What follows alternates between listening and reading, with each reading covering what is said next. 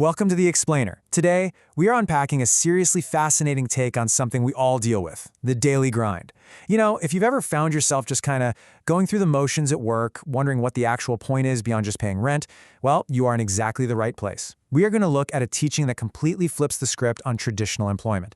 It takes it from a basic transaction to a really profound journey of personal growth. So grab a coffee, get comfortable, and let's entirely rethink what it means to go to work.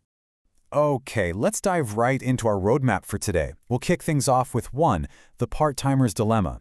Then ask ourselves, 2, workplace or school. After that, we'll look at 3, the modern labor trap. Unpack 4, the Hongik ideology, and wrap it all up with 5, proposing a shared future. All right, starting right off with Section 1, the part-timer's dilemma, a 5-year crossroad. So, picture this scenario. It's straight from our source material. There's a woman in her mid-50s, and she's been working as a part-timer at a shop called Iwa Myonga for 5 whole years. 5 solid years.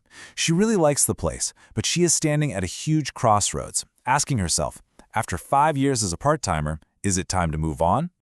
To give you a little more background, she actually sees this shop as a sort of personal training ground. She is super grateful for everything she's learned there. But looking at her age and realizing she doesn't really have what she calls special skills, well, a little creeping doubt has set in. She's thinking, am I just going to be an hourly worker forever? Should I jump ship, or is the answer right here in front of me? It's that classic feeling of being stuck in a loop, right? Just not knowing how to level up. Which brings us perfectly to Section 2, workplace or a school, redefining the 9 to 5. And this brilliantly illustrates a massive paradigm shift. In the old view, we're basically taught that a workplace is just a place to trade your physical time for cash. You know, you put in the hours, you get the paycheck like a cog in a machine. But the new view, it totally disrupts that. It argues that the workplace is actually a school. It's an educational environment where you aren't just making a living, you're actively learning about society, you're dealing with all sorts of different people, and you're testing whether your personal vision actually aligns with the company's vision. To really wrap our heads around how this school operates, the source breaks it down into a super clear timeline. Those first 1 to 2 years, that is your testing phase. You aren't just there to push papers or stock shelves, you're there to see if your vibe meshes with the CEO, your coworkers, and the customers. And hey, if it doesn't fit, you pivot. But if it does fit, you move into years 3 to 5. This is where the magic happens. It's the period of deep study and trust building. You observe, you learn the inner workings of the business, and you become incredibly reliable. You're not just working, you are actively studying your environment. All right, let's shift gears a bit for Section 3, the modern labor trap, the cost of purposeless work.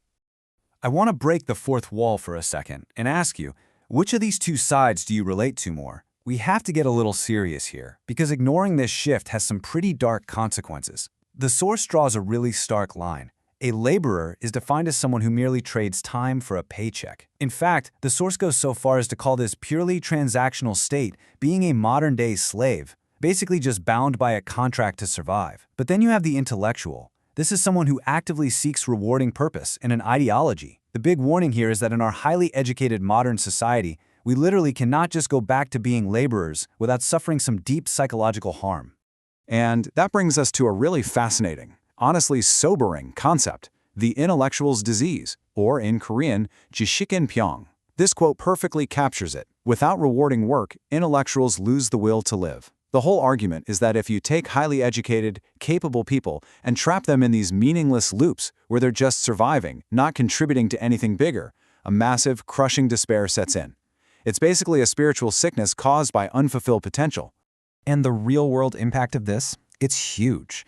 The source explicitly points to this exact lack of rewarding purpose as the root cause of why South Korea currently ranks #1 globally for suicide rates. Think about that. When highly educated people are trapped in places where they can't find purposeful work, the cost to society is just devastating. It really goes to show that having a purpose isn't just a luxury, it is an absolute human necessity. Okay, let's bring the energy back up for Section 4, the Hongik ideology, a life of purpose. So what is the cure to this disease? At the heart of the solution is the Hongik ideology, or Hongik Inyam. The definition is profound, but really simple. It means living to broadly benefit humanity rather than merely surviving for oneself. The source insists that true intellectuals, and that means all of us who are educated and can think critically, we absolutely must operate with this specific outward-looking purpose. Because when your goal is actually to benefit others, your daily grind naturally transforms from a chore into a massive source of joy and energy. Now, what's really interesting is how this applies directly to leadership. On one side, you've got a merchant, someone who operates purely for profit. On the other hand, you have a visionary leader. This is someone who operates their business with the societal ideology they actually want to improve the world around them. If you, as an intellectual, go work for a mere merchant, it's going to drain your soul.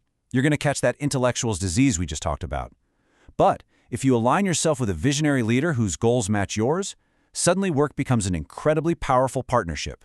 Which leads us right into our final section, Section 5, Proposing a Shared Future, Turning Trust into Partnership.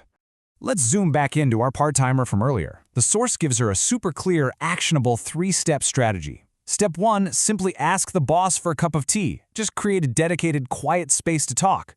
Step 2, open your heart and share your vision. Don't go in asking for a raise. Tell the CEO that you deeply respect their vision and you want to dedicate yourself to it. And step 3, boldly propose transitioning from a part-time helper to a full-time aligned role.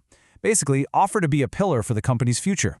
And why is this strategy almost a guaranteed win for her? Well, look at the assets she's bringing to the table. She has 5 years of proven reliability. She isn't a stranger. She deeply, intricately understands how Myungga operates. But most importantly, she is showing a genuine desire to commit to the CEO's ideology. Think about it. No visionary leader wants to leave their growing, purpose-driven baby entirely in the hands of temporary workers. By stepping up like this, she's not just asking for a job, she's offering the CEO total peace of mind, leveling up from an hourly worker to a true, indispensable partner. So the crucial point to take away here is that alignment is literally everything. If you're testing out a workplace for a year or two and you realize, hey, my values just do not align with leadership, the advice is crystal clear. You have to leave.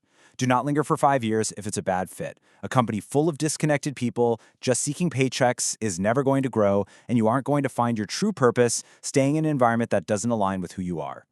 As we wrap up this explainer, I really want to leave you with one final thought to chew on during your next commute. Take a hard look at your current 9-to-5. Are you just trading time for money, acting as a laborer? Or are you in a school, aligning with a vision, and actively building a shared future? How you choose to view your work is completely up to you. Thanks so much for joining me on this deep dive into finding purpose in our daily lives. Keep learning, keep questioning, and I will catch you next time.